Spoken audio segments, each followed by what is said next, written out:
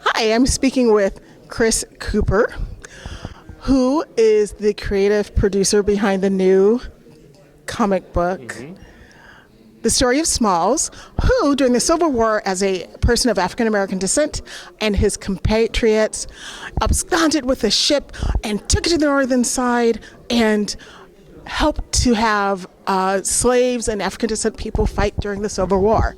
An untold story that I am very excited to hear about. Thank you, Chris. Thank you for having me here. This is amazing. Yeah, I'm happy to be here to share the story of Robert Smalls. Yeah, I'm very excited because I'm a bit of a history buff, Yeah. especially American history, aka African American history, because we're Americans. One of my I've favorite sayings. never heard of this story before. How did you discover it? All right, so I'd never heard of it either. So and I can tell you from your favorite NBA player to your favorite director, when we have these conversations, black, I'm talking about pro-black people have never heard of this story either. So I didn't feel so bad. The way that it came across, the way I found out about this story was actually through my involvement with Legion M. So Legion M Entertainment, the world's first fan-owned entertainment company. We're now, a couple 100,000 strong, but we started with just a couple hundred people. And back in those days, this is like 5 years, maybe 6 years ago, we were really intentional about doing projects that the Legion M community wanted to get behind.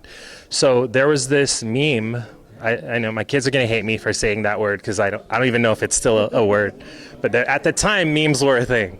And there was a meme circulating on Facebook and Instagram that was like a really patchy picture of a black guy in like a military outfit.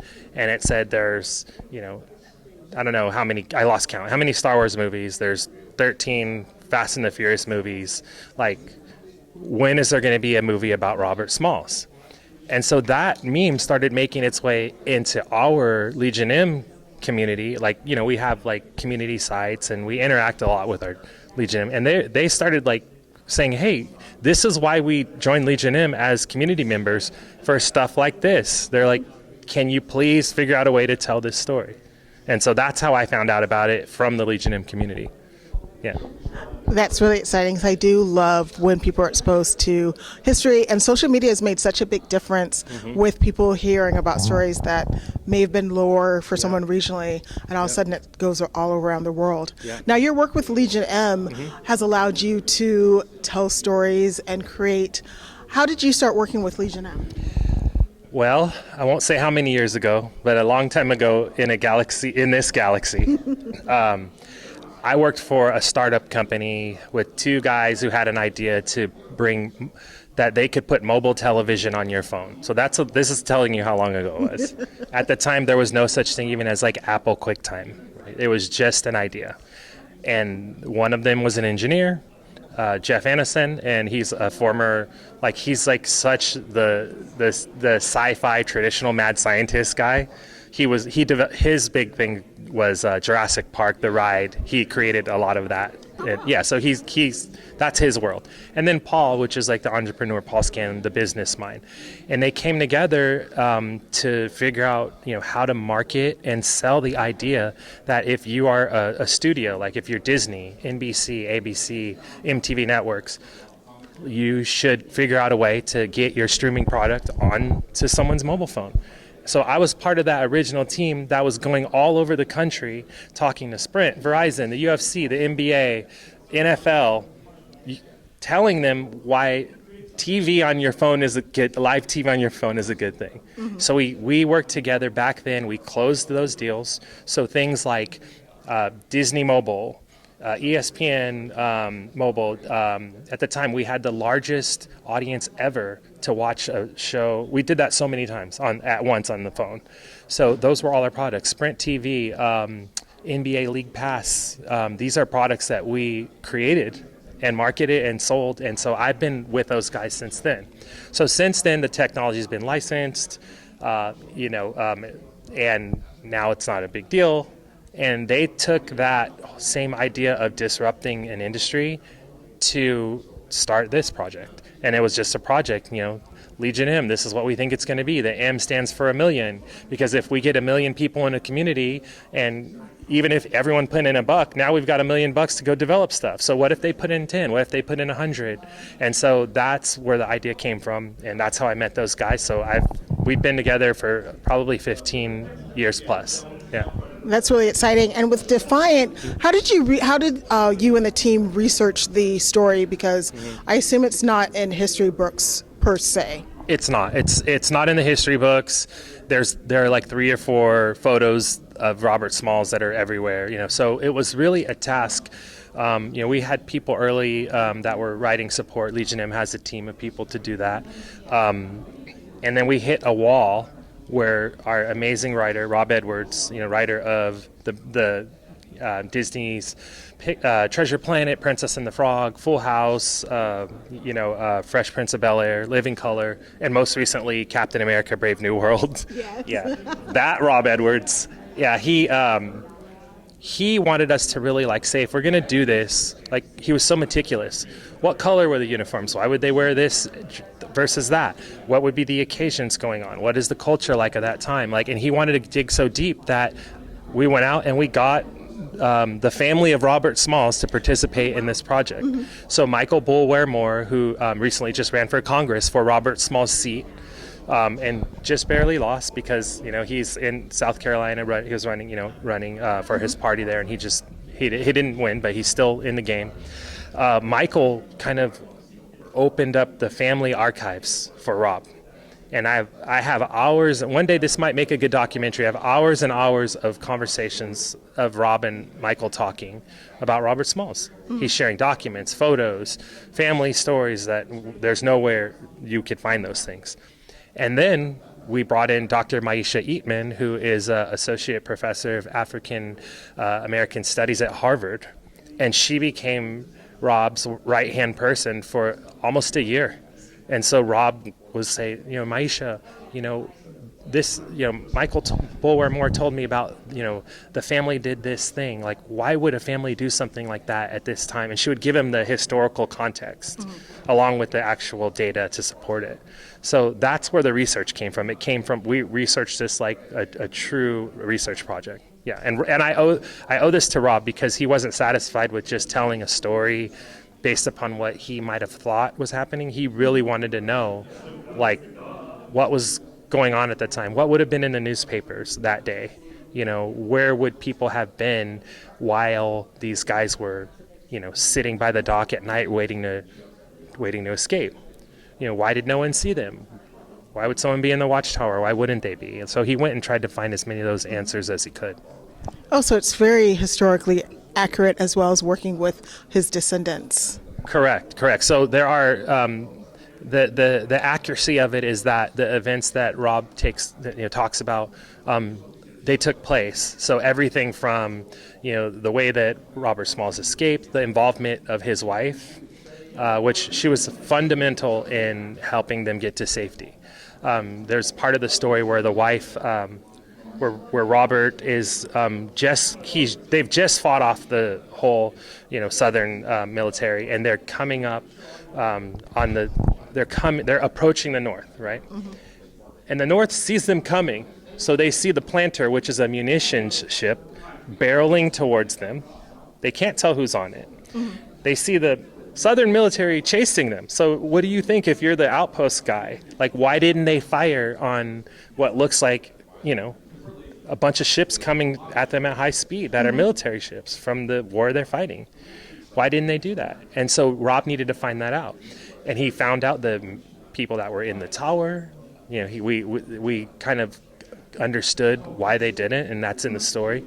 But the big thing was that Robert Smalls calls everyone down, and he's like, basically, this could be it. We're at a point where we might die. Mm-hmm. And then, his wife was brilliant enough to have, over a time period, she worked at a hotel. Mm-hmm. And she had been stealing sheets from the hotel. And she, on her own, made a white flag to be prepared for when they got, and it was her detail. So she gives him that, raise the white flag. They see the white flag. The other, the military sees what's going on. They turn around, they make it safely. And that is when I say that detail, the white flag, those things happened, right?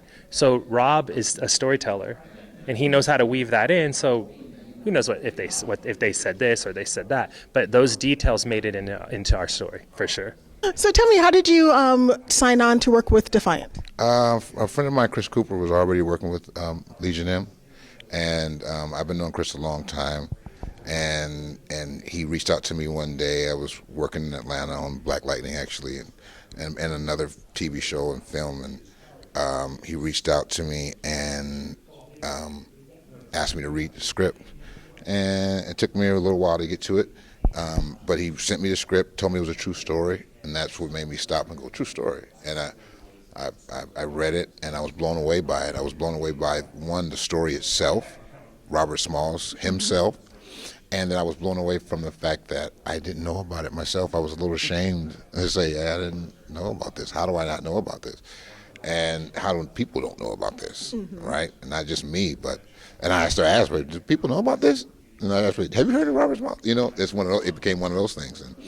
And then it instantly became very purposeful for me to tell these stories. I've been blessed in my career early on as an actor to be a part of first stories, for black people. When it comes to black stories being told, I've been a part of some first, and it always made the work that I do as fun as and rewarding and fulfilling. It made it very purposeful for me from early on, and as an actor, I like to just act. Don't get me wrong, and I love playing characters and telling stories, because I'm a storyteller first. But I really love to tell stories that are purpose-driven and have a layer of impact on a greater human level. And I think all stories do, but you know what I'm saying, that really speak to a people in a way that they've never been spoken to before. And I decided to come on. I didn't know in what capacity he wanted me to be a part of the project. And then we met, and I met the guys at Legion M, great guys. And they asked me to come on and be a producer on it, and I was happy to come on. And I think, again, the project for me early on and even today became very purposeful for me. And Defiant is, I think, our most important project that we've ever done. So we are super excited. We're super excited to be here talking about it. Obviously, the graphic novel is already, 2 issues of it are already out. 2 more are coming, and then all the comics will be put together in time for Juneteenth. And then the world will get to see the graphic novel, and hopefully shortly after that we'll be able to make some announcements about the movie. I cannot believe Legion M discovered this all throughout a meme. Yeah, it just, we have a really active Facebook group, and the dream for Legion M, since we are a company that is entirely owned by film fans and television fans, was for a project to come from the community itself, as opposed to, my job as development executive is I would look for things and then I would sort of put them in front of our community and see how they felt about them. And that's kind of how we did things. And this time it was just the opposite. They said, hey, there's this guy, Robert Smalls. He's like a real life superhero. There have been, 9 Spider-Man, 12 Fast and Furious, and look at this guy, enslaved ship's pilot during the Civil War, steals a battleship, saves his family and his friends and their families, then basically meets Lincoln and becomes a captain of the ship that he stole, 17 naval battles, becomes a congressman, helps invent our public school system. I mean, it was overwhelming, actually. And that was one of the reasons why I reached out to my friend Rob Edwards, who had done Princess and the Frog. And he was just as shocked as I was. He had not heard of him either. And but he wanted to learn all about him. And he's become a world expert on Robert Smalls. And of course the family of Robert Smalls has gotten involved. His great-great-grandson, Michael Bulwer Moore, is now one of the producers on it. We have such great people. We've got, Marvin Jones, Crondon, Chris Cooper, Bill Duke. I mean, it's like this dream team. And I'm just super excited that it's finally getting out there because, after Reconstruction, Jim Crow, there were many, many incredibly, how shall I put it, incredible people who were erased. And because Jim Crow had a vested interest in people not knowing how successful they could be and trying to keep them in a particular mindset. Yes. So this is an important duty, and everybody on the team feels that when we wake up in the morning. We're like, how do we get this done? And how do we get it done with the best possible people? And those people all have to want to do it, not for the paycheck, but for Robert Smalls. It is such a important moment in American history that I don't remember ever hearing of. I think he was totally erased from our history books. Now, how did you all find out his family? Because last names change. Just called him up. No, that's what's great. That's what's great about Google. I mean, Michael Bulwer Moore, was a very successful businessman and actually ran for the same congressional seat as his great-great-grandfather. So he was in the news. And we reached out to him, and he really liked the way we were approaching doing this. I think, films like Emancipation, they sort of relied heavily on the darker elements, the torture, because that was based on the photograph of an escaped enslaved person, and that's not what Rob is interested in doing. He wants to do a funny, epic story. I mean, it's like Princess and the Frog. Yes. It's like let's go and do a story about a guy who wants to protect his family. He happens to be black. He happens to be enslaved, but he doesn't let that stop him from going out and changing the world. And there's nothing better than that. It's such a swashbuckling story that will appeal to people of all ages, of all ethnic backgrounds. Yeah. I feel this is the type of story that easily translates to different languages across the world. And for us to hear about it in 2025 for the first time is mind-boggling to me. But I'm so excited that Legion M has grabbed onto it. Well, it's our community came to doing us the with ship. it. Yeah, I mean, it's our pleasure to do it. It is, as I said, the thing we care about most right now, and we'll make it happen for Robert.